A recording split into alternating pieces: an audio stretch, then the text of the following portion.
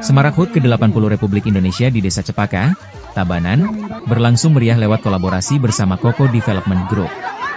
Rangkaian kegiatan dimulai dengan jalan santai dan lomba pungut sampah, diikuti perlombaan tradisional khas 17 Agustus.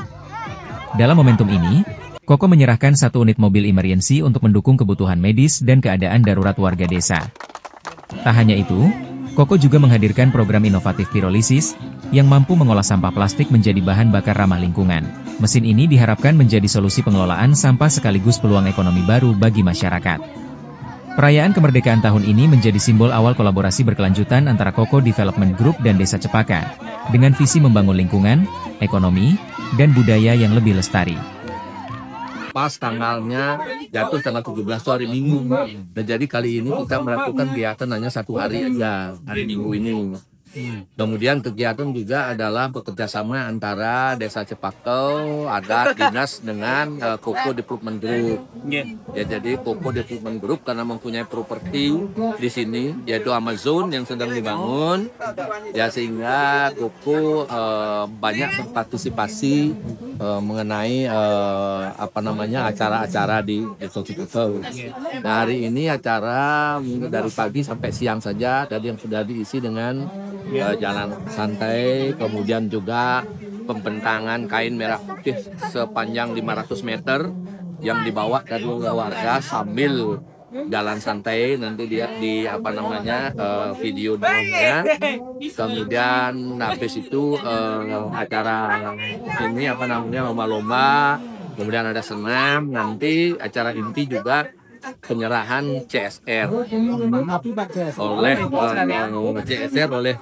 Koko Development Group, yaitu 2 yang diberikan. Pertama adalah mobil emergency, dari mobil seperti ambulan begitu untuk Desa Cepakel. Itu adalah untuk emergency warga yang memang mengalami musibah maupun sakit pada malam hari yang memang susah untuk mendapatkan kendaraan. Desa itu nanti kita standby siaga membantu warga, sehingga diberikan mobil emergency atau mobil ambulan desa.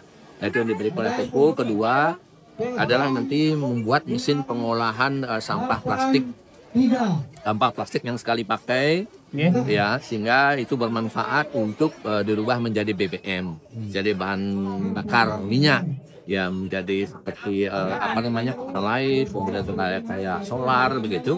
Nah, sehingga semua bahan sampah bisa diolah di Desa Cepaka.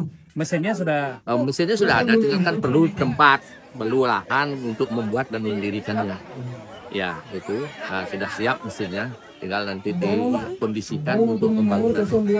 Ini kegiatan pertama kali yang dilakukan Koko, ya, kalau Koko pertama kali untuk 17 Agustusan, tapi sebelum 17 Agustus juga ada kegiatan yang lain sudah dilakukan juga oleh Koko di desa ini, ya, karena yang tadi itu misalnya seperti jalan santai, kemudian juga ketemu dengan masyarakat, sudah dilakukan, ya. Itu Koko udah terkait dengan pembangunan kapan itu? Apa sedang berjalan? Apa sudah in progress kan tahapan-tahapannya? Ada tahapan sosialisasi, kemudian nanti ada tahapan penyediaan lahan, kemudian ada tahapan pembangunan perangkat dan infrastrukturnya, kemudian ada nanti edukasi kepada operatornya, kemudian nanti langsung operasionalnya. Nah, begitu, sehingga nanti Koko juga memberikan pembinaan dan juga pendampingan selama setahun di dalam pembangunan. Is that the first? I just answer it? Yes, sir. My name is Rasmus. I am the founder of Koko Development Group. So you can say in a bigger picture, we are a construction company. We build villas, we build resorts. We are, for example, here in Cepaka today because we have you can say a jungle and wellness resort called Amazona.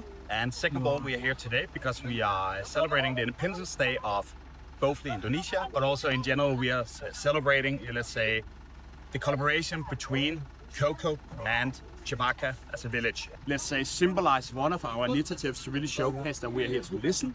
We are here to do our best to integrate with our surroundings. What is our surroundings? Our surroundings is Cepaka as a village. So instead of coming and just doing our thing and they do their thing. We're here to try to listen, as you say, the Hatha Karana, environment, culture, people is three, you can say, foundations, three stones we always think into in everything we do. So you can say from our perspective, we always look into what are we actually doing. We build buildings, to say it in short. How can we, with things that we like have an impact on, how can we support, how can we, let's say, change the things for the people we have around, the things we do from a perspective of culture, environment, people. Terima kasih, saya founder, project manager daripada CSR-nya Koko. Nah, di Cepaka sendiri kita punya satu properti namanya Amazona Jungle Resort, di mana kita berpikir ketika kita punya satu properti di Cepaka, kita harus berkontribusi langsung pada masyarakat yang ada di desa Cepaka. Dalam bentuk ini, hal pertama yang kita lakukan adalah penyumbangan satu mobil emergency untuk desa Cepaka. Itu mendengar daripada permintaan langsung dari masyarakat, dan kita melakukan 2 kali sosialisasi untuk mendengar apa kebutuhan mereka dan di-provide atau diberikan oleh Koko secara langsung. Program yang kedua adalah kita punya pengolahan sampah plastik berbasis pirolisis. Nantinya ini di desa Cepaka. Kita sudah bicarakan dengan semua stakeholder, bukan cuma dengan pemerintah desa, tapi kita bicarakan juga dengan segenap orang-orang yang mewakili masyarakat Cepaka. Jadi kita melakukan sosialisasi itu kepada semua stakeholder. Dan di Cepaka nanti memiliki satu mesin pirolisis pengolah sampah plastik, di mana ini bisa menjadi contoh untuk desa-desa yang ada di sekitar dan menjawab tantangan terkait dengan isu sampah yang ada di Bali. Mungkin itu saja. Mungkin kapasitas mesinnya? Kapasitas mesin pirolisis yang diberikan oleh Koko Development Group untuk desa Cepaka itu 10 kilo, di mana itu bisa menghasilkan dalam 1 kilo sampah plastik bisa menghasilkan 1 liter bahan bakar. Jadi prosesnya adalah kita akan mengubah sampah-sampah plastik di desa ini menjadi bahan bakar, dan bahan bakar itu bisa berupa solar, bisa berupa bensin, dan juga ada sisa pengolahannya tuh yang disebut black carbon, itu juga bisa diubah menjadi souvenir. Jadi kita harap dari proses pengolahan sampah plastik berbasis pirolisis ini bisa nanti membuka lapangan pekerjaan khususnya untuk masyarakat desa Cepaka. Itu biasanya berapa tenaga kerja yang dibutuhkan satu mesin? Untuk satu mesin dan satu rumah pengolahan kurang lebih 4 orang, karena di situ ada manajernya, kemudian ada 2 operatornya, dan mungkin ada 1 orang yang running untuk sosial medianya, agar kita bisa approaching banyak stakeholder untuk melakukan kolaborasi bersama. Bisa ceritakan terkait ini peran Koko dalam 17 Agustus Raya. Jadi kami selalu melakukan koordinasi dan komunikasi itu ya dengan desa. Jadi apapun yang kami lakukan di sini, kemudian apapun yang desa butuhkan itu selalu kami koordinasikan. Pas momen 17 Agustus ini kita koordinasikan apa yang bisa Koko Development Group lakukan di desa Cepaka. Koko mensponsori beberapa event di sini dan juga bikin pesta rakyat lah untuk desa Cepaka supaya masyarakat di desa Cepaka tahu dan sadar bahwa Koko ada di sini. Terkait dengan Koko di daerah lain, apa akan ada sasaran seperti ini? Di daerah lain, artinya di Denpasar ataupun di daerah-daerah Kabupaten Karangasem misalnya. Apa akan ada arahnya ke sana? You can say it in many ways, but you can say nail it before you scale it. With other words, make it work, like make something work one place and make it really good. Make it perfect. Not perfect, you don't need to make it perfect, but make it really good. Then you can say the recipe, like you make a good cake, yeah? When you have really made something that's really good, then it's the same process. And you can go to another village. You can go to Chato, you can go to Kintamani, you can go to, any other place here in Bali or outside of Bali for that case. And you can say, we actually have a lot of learnings. We have had a lot of things that was going really smoothly and really positive. It was really easy to implement in a local village. Ecosystem for the plastic or recycling of garbage material or whatever it could be. And from there, we have understood the process, like what is working good and what is not working good.